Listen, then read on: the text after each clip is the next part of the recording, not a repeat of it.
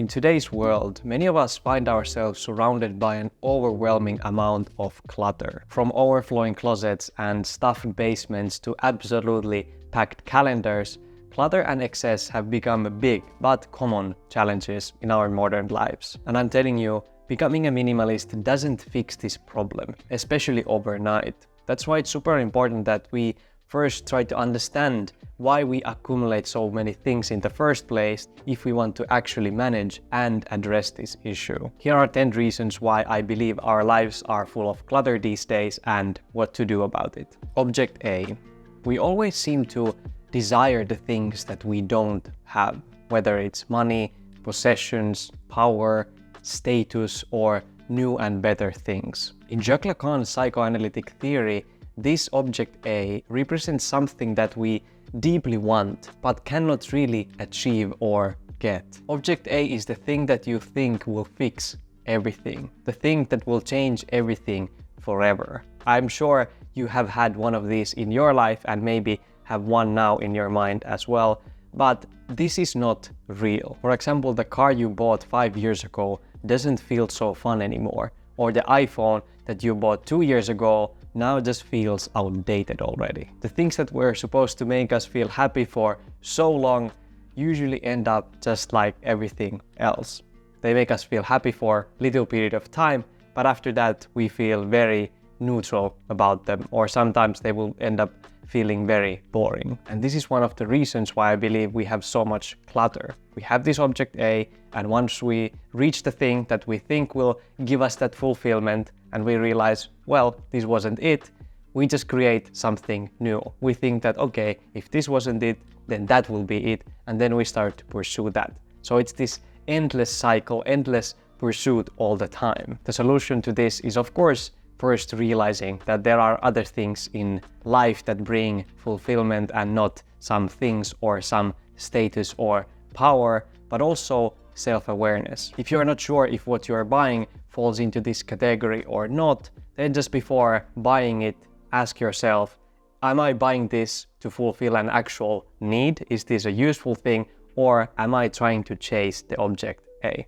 Maximalism and consumerism are normal in our society. I think in many cultures it's very normal that you have a lot of things and you are acquiring a lot of things to showcase that you are wealthy or showcase that you are successful. Our homes and personal spaces are filled with expensive art, decorations, furniture, cars, just to create this sense of abundance. And this, of course, creates this social pressure that if I don't have these things, well, what does that say about me?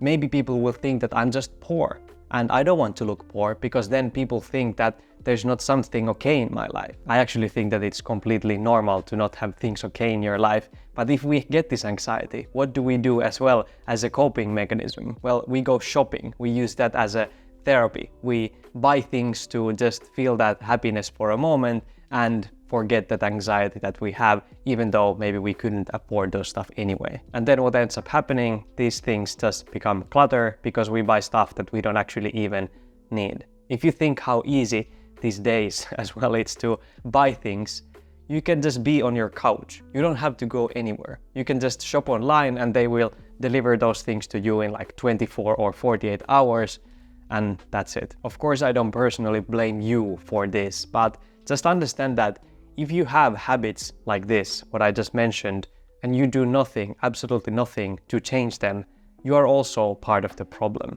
Letting go can be difficult. I think if something is important to you now, that it has a lot of emotional or sentimental value, I don't think that you necessarily need to let that go, at least right now. But in most cases, this is not the case. We keep things exactly because of some potential that they might have, that maybe one day we will need this, or maybe one day that will be important to me and I don't want to let that go. But what about today? What about the present moment? So something you can do is express your fears out loud. You can say, for example, I'm afraid to get rid of this scarf because it would have a serious effect on my life. That sentence makes totally sense if you live here in Finland, it's cold, it's winter, and you don't own any scarves. You will just freeze to death. Well, probably not, but you might get a cold. But if you already have 1 or 2 scarves and you live somewhere where it doesn't even snow that much during the winter, I doubt that the effect is that serious on your life. Maybe you can consider letting that thing go. So ask yourself, what am I afraid of? And then see if there's actual reason, if it makes sense for you to have this fear or not. This scarf thing is actually something that I was going through a couple of weeks ago.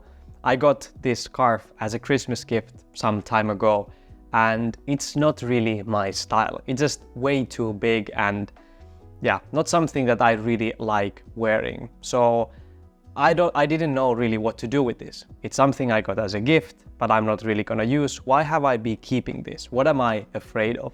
And I realized that I'm actually afraid that this person will ask me, well, have you been wearing it? Where's this scarf? Is it good or not? Then I just realized, will I let this fear control me, and for how long? How long will I keep this just because of this fear? Especially if I will never wear it. And for me, the answer is that I should just let it go immediately, because most likely this person will never ask this question. It's only in my head. And even if they ask that question, I have a good answer, that it just didn't fit my style after all. And I gave it to somebody who would like to use it, who told that this is a nice scarf. I want this, I want to wear this, which is actually true. So this taught me that our fears many times don't even make sense. They are just in our own head. So I think it's a very useful thing that you ask yourself this question and answer honestly. Inherited items can be tough ones. Receiving items from family members or relatives, friends, especially after they pass away, can carry a lot of sentimental value because they belong to somebody who you love. And this can make the decluttering process very difficult because you want to keep those things out of respect. But if they don't mean much to you personally and you are only keeping them because they belong to somebody you knew or you loved, ask yourself this: how long will I keep this item or items? Until I die? And after that, who will take care of them? Of your things and of all the other things as well. And then after they pass away, what about then? How many generations this must continue before somebody can declutter something? When I think this, it becomes so clear to me, and I start to understand so much better why the Swedish death cleaning is so important. It's basically a concept where before you pass away, you declutter and organize everything in your life, things that mean maybe something to you or maybe even don't. You just let them go so that you ease the burden on your loved ones after you pass away. Because I'm telling you, there's already a lot to handle when a loved one passes away. And then if you have to take care of this generational stuff for many months, it's just mentally extremely difficult. So I think this is also an act of kindness to do this while you are alive.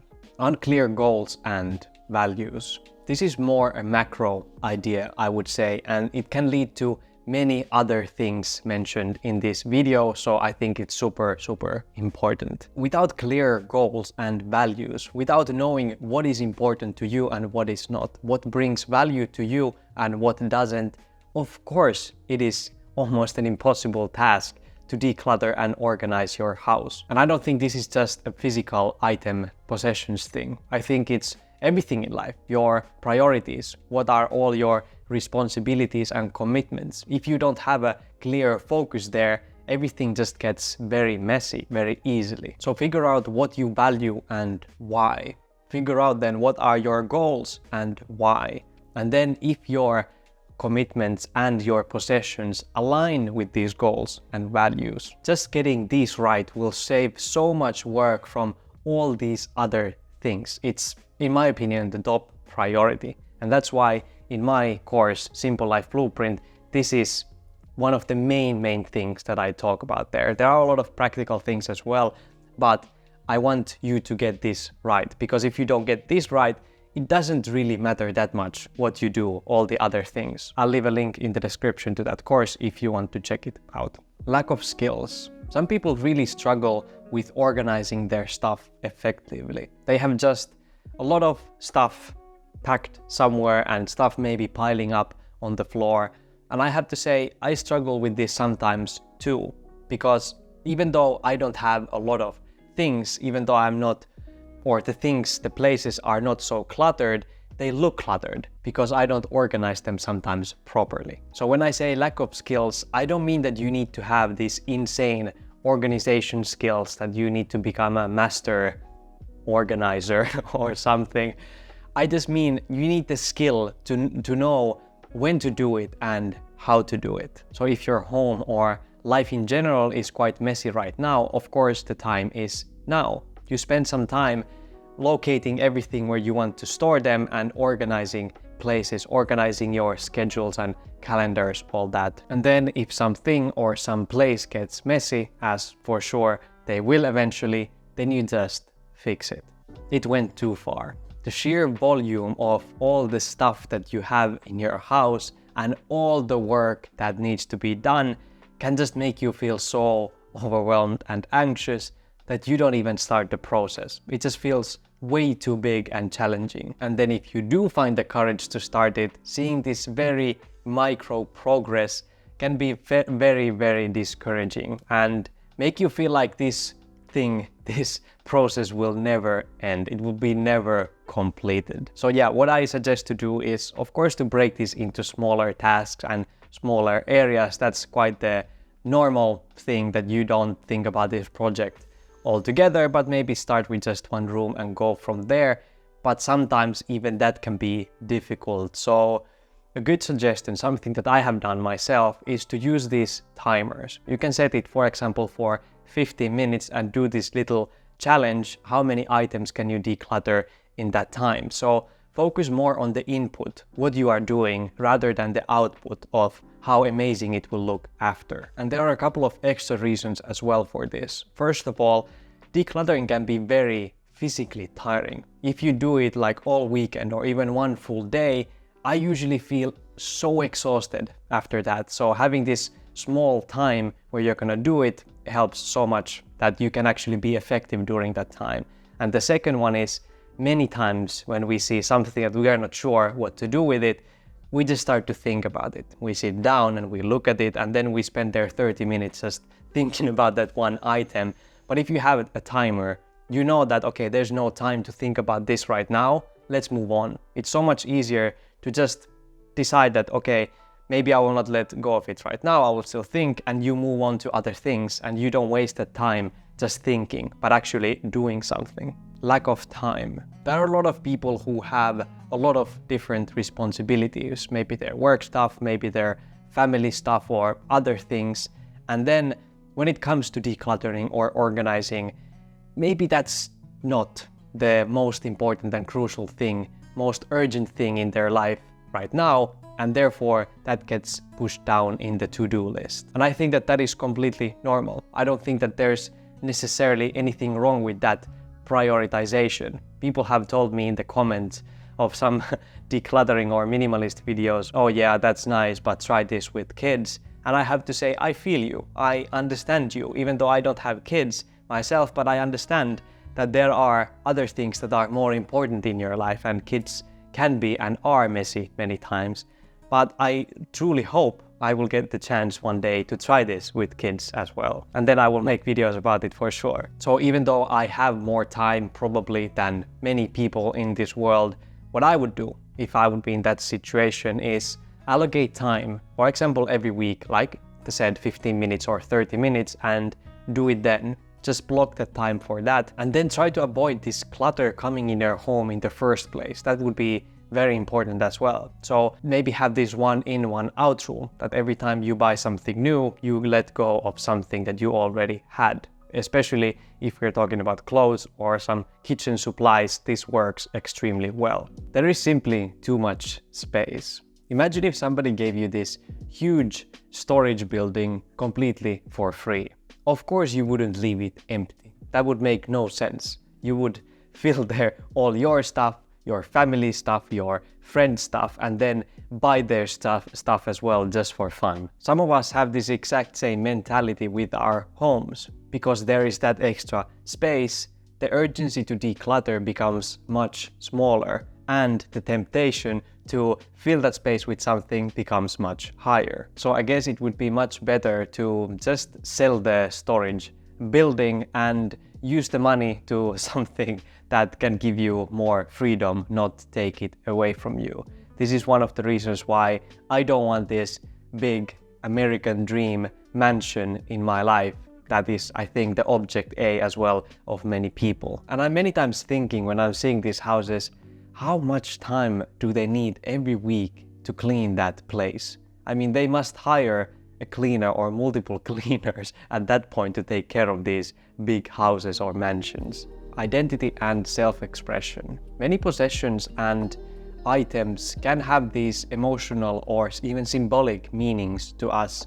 They represent our interests, who we are, and maybe some phases of our lives as well. I think it's just normal that these items can become part of our identity and be a way to express ourselves. And of course, that might mean that it's difficult to let go of them. So I don't, at least personally, have any problem with these type of things. If we all wore the same clothes and lived in the homes that look exactly the same, I think life would feel much more boring or depressing. So I think we need a little bit of color in our life. We need that personality in there as well. But it's very important to remember to do this as well intentionally. For example, use the 1+1 rule. If you haven't used something in the past year and you are not planning or cannot see in your head you using that within the next year, then I think it's time to let go of that. Focus on quality over quantity in these things and